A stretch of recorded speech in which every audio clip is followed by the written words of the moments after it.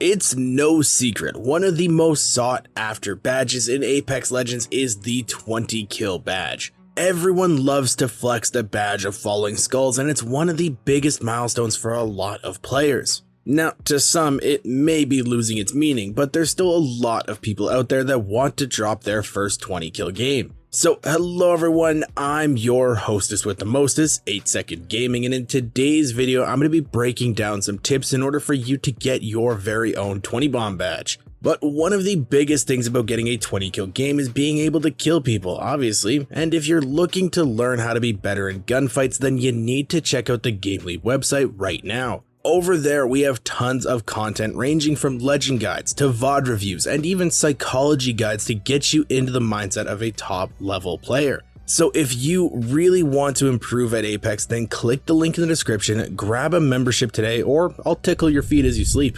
But now diving back into the video, let's start off with tip number 1, and that's your legend picks. There are obviously legends that are easier to get 20 kills with than others. Legends that can move around the map and reposition in fights very quickly are the ones who have easier times. But if you play someone like Rampart, that doesn't mean swap your main. If you happen to be playing with friends, then have them play legends with mobility or kindly ask your randoms to play one. That way you can still use your main and still have the benefit of a movement character. Of course, there are ways around that if you don't have these options like tridents or jump towers, but those can cause a lot of noise and actually bring third parties in sooner and get you killed mid-fight, so having someone like a Pathfinder to zip you all over the place is a great option. When I play with my buddy, he plays Octane or Pathfinder so that I can have more freedom and pick a legend like Watson. So basically just always try to have a movement-based character on your team that's spamming abilities to get you from fight to fight. Less time spent traveling, the better, because people won't be dying.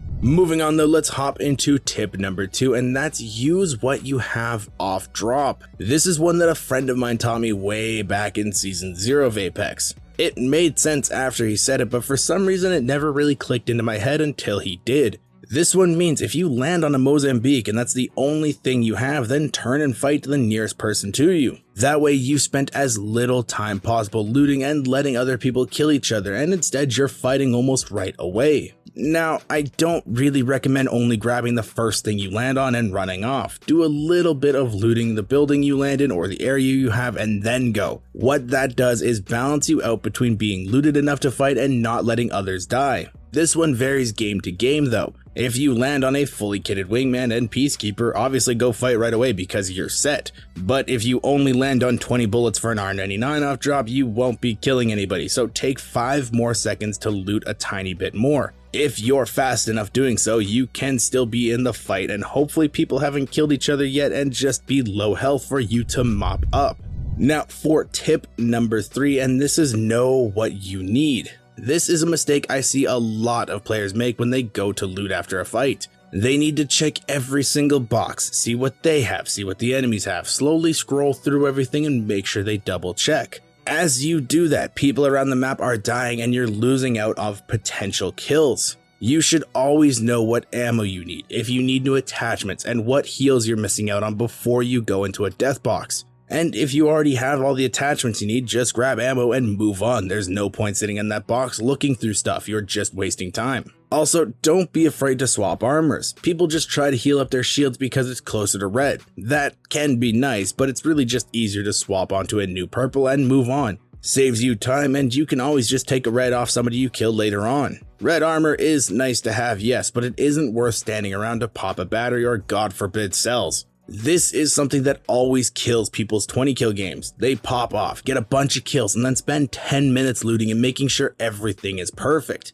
You have to stop worrying about that, because if you spend too much time on it, you're gonna be losing out on kills and your 20 kill game will be ruined. Now, next up is tip number 4. This is picking the right drop spot. Now, normally people think they have to drop in the most contested area of the map in order to get a 20 kill game. That isn't exactly true. I've dropped multiple 20 kill games where I didn't even land with a team. But in order to give yourself the best odds at killing more people and setting yourself up for that game, then it is best to land with other teams. Try to find an area that's highly contested so you can fight, get a decent amount of kills, like 5 to 8 off drop, and then be able to rotate out and look for more. If you don't know what's in good areas to land, here are a few examples. Obviously, Fragment West or East for World's Edge, Gardens or Estates for Olympus, Antenna or Command Center for Stormpoint, and Labs or Crash Site for Kings Canyon. Alternatively, you can always just go straight down off the dropship. A lot of people tend to do that, and it's always a good option.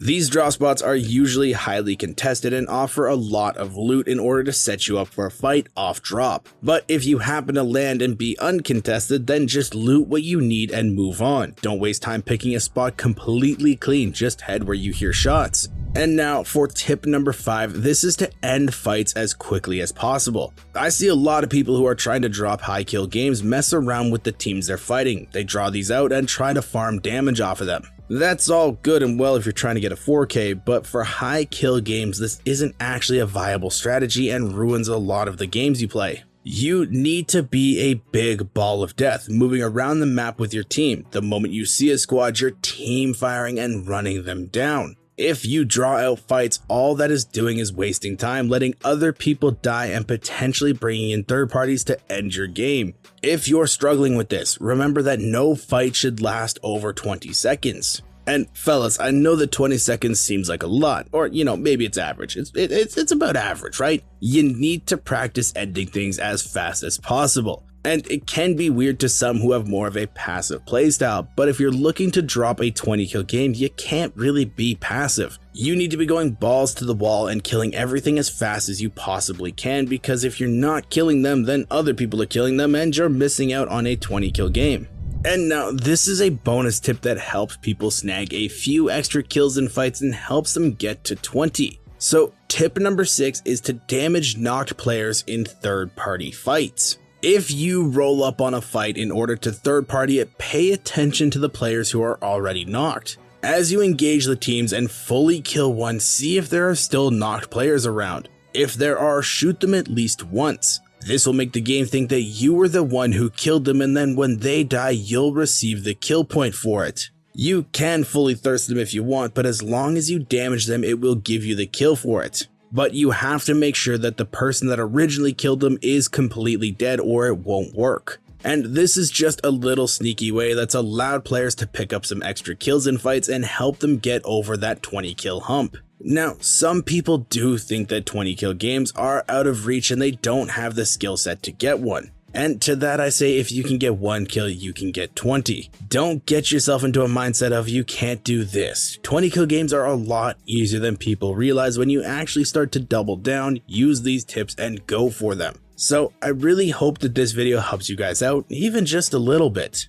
And if you enjoyed this and want to stay up to date with even more Apex Legends tips and tricks and some news here and there, make sure to smash that like and subscribe button. Thank you all for watching. Once again, I'm 8 Second Gaming and I will see you in the next one.